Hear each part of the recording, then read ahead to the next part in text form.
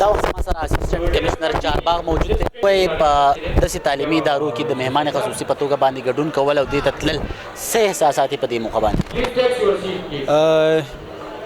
داسې پروګرامونه خو زه وایم د ټولو نه زموږ دپاره د اټریکشن باعث دي او انتهایی یقینو کې چې کله د سټوډنټانو د تعلیمي ادارو خبره راشي نو هلته زموږ ټول مصروفیات یو سیټ دي او د هغوی د انکریجمنټ او د سټوډنټ دپاره نو انتهایی ښکلی پروګرام او ډېر انجوی کو ډېر زبردست. چونکې تاسو هم د دغه تعلیم په وجه باندې دغه بام ته ځان را رسولی نو بیا د معاشرې دغه نوجوانو ولس ته څه پیغام ورکول غواړئ؟ الحمدلله زموږ د سوات ټول عوام خصوصا پارټیکولر زموږ د چارباغ سره چونکې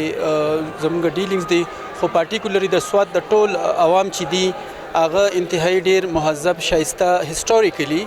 او د الله شکر دی چې د ژوند په هر فیلډ کې هغوی دي کو هغه میډیکل ساینسز دي کو انجینیرینګ دی کو پولیټیکل دی او کو نور ادر فیلډز دي په هغې کې یو ښه مقام لري.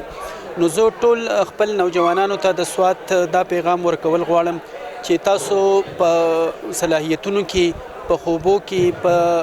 ټیلنټ کې د دنیا د هیڅ یو قوم نه لاندې نه یې او تاسو کې ټول ټیلنټس دي. الحمدلله د دنیا په ګوټ ګوټ کې د سوات نمایندګي ده په هر فیلډ کې. نو لہذا دلته چې تاسو اوس په د انسټیټیوټ کې کم داخله واغسته خپل ټایم خپل انرژي چې دی هغه پراپر یوټیلایز کې او د قام د ملک او د سوات نوم چې دی دا روښانه کړي.